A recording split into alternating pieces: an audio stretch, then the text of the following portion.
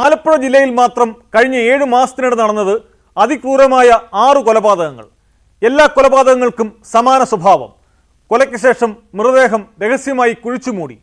തെളിവുകൾ നശിപ്പിക്കാനും നിയമത്തിന്റെ കണ്ണുകെട്ടാനും തന്ത്രപൂർവ്വം ശ്രമിച്ചു. എല്ലാ കേസുകളിലും പ്രതികളെ വലയിലാക്കാൻ പോലീസിന് സാധിച്ചെങ്കിലും തുടരെയുണ്ടാകുന്ന കൊലപാതകങ്ങളും പിന്നിലെ ദുരൂഹതകളും ഏറെ ആശങ്കപ്പെടുത്തുന്നതാണ്. ഏപ്രിൽ 18-ന് ആലപ്പുഴ പൂങ്കാവിൽ നടന്ന റോസമ്മ കൊലക്കേസ് മുതൽ കഴിഞ്ഞ ദിവസം അമ്പലപ്പുഴയിലുണ്ടായ വിജയലക്ഷ്മിയുടെ കൊലപാതകം വരെ നീളുന്നു ഞെട്ടിക്കുന്ന ആ കൊലപാതക പരമ്പര.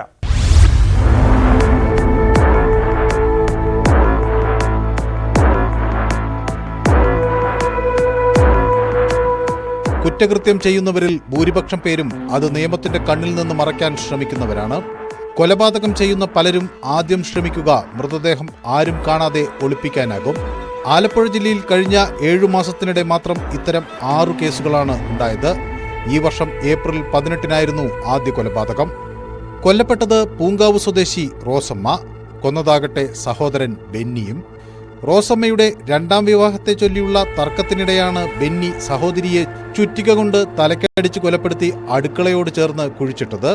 റോസമ്മയെ കാണാതായത് സംബന്ധിച്ച അന്വേഷണം നടക്കുന്നതിനിടെ ബെന്നി കുറ്റസമ്മതം നടത്തിയതോടെയാണ് കൊലപാതകം പുറം ലോകമറിഞ്ഞത്.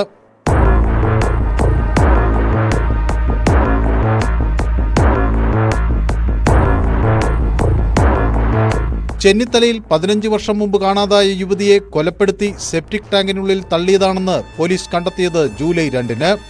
ഇരമത്തൂർ മീനത്തേതിൽ കലയാണ് കൊല്ലപ്പെട്ടത്. പോലീസിന് ഊമക്കത്ത് ലഭിച്ചതോടെയാണ് കൊലപാതകത്തിന്റെ ചുരുളഴിഞ്ഞത്.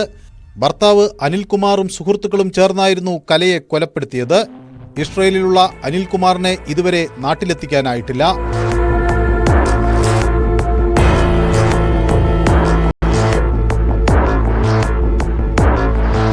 ചേർത്തല സ്വദേശിയും അവിവാഹിതയുമായ ഡോണ ജോണി വീട്ടിൽ പ്രസവിച്ച ശേഷം അത് മറച്ചുവെക്കാൻ എറണാകുളത്തെ സ്വകാര്യ ആശുപത്രിയിൽ ചികിത്സ തേടിയതോടെ പുറത്തറിഞ്ഞത് മറ്റൊരു കുറ്റകൃത്യമായിരുന്നു. 4 ദിവസം മാത്രം പ്രായമുള്ള കുഞ്ഞിന്റെ മൃതദേഹം തകഴി കുന്നുമ്മലിലെ പാടശേഖരത്തിന്റെ ബണ്ടിൽ കുഴിച്ചിട്ട നിലയിൽ ഓഗസ്റ്റ് 11-ന് കണ്ടെത്തി. ഡോണയ്ക്ക് പുറമെ കാമുകൻ തകഴി വിരുപ്പാല സ്വദേശി തോമസ് ജോസഫ്, ഇയാളുടെ സുഹൃത്ത് കുന്നുമ്മേൽ സ്വദേശി അശോക് ജോസഫ് എന്നിവർ കേസിൽ അറസ്റ്റിലായി.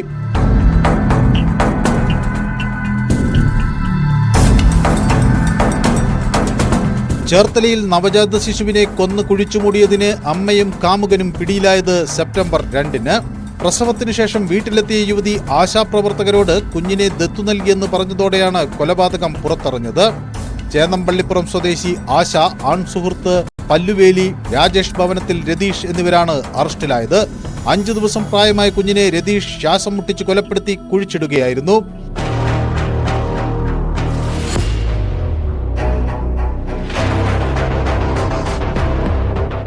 ഏറെ വാർത്താ പ്രാധാന്യം നേടിയതായിരുന്നു സുഭദ്ര കൊലക്കേസ്.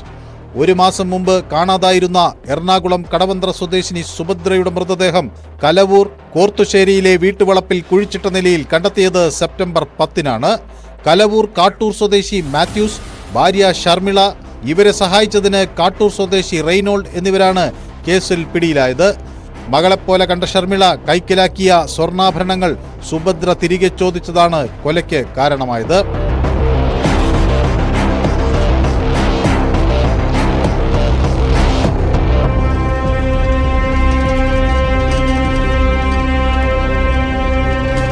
ഈ ഗണത്തിൽ ഒടുവിലത്തേതാണ് കഴിഞ്ഞ ദിവസം പുറത്തുവന്ന അമ്പലപ്പുഴ കരൂരിലെ വിജയലക്ഷ്മി കൊലക്കേസ്.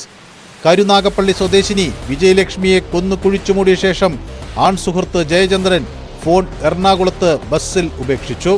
ബസ് കണ്ടക്ടർ പോലീസിന് കൈമാറിയ ഈ ഫോണാണ് കേസിൽ നിർണായക തെളിവായത്. കുറ്റവാളി എത്ര കൗശലക്കാരനായാലും ചില തെളിവുകളെങ്കിലും അവശേഷിക്കുമെന്നാണ് കുറ്റകൃത്യങ്ങളുടെ ചരിത്രം ഓർമ്മപ്പെടുത്തുന്നത്.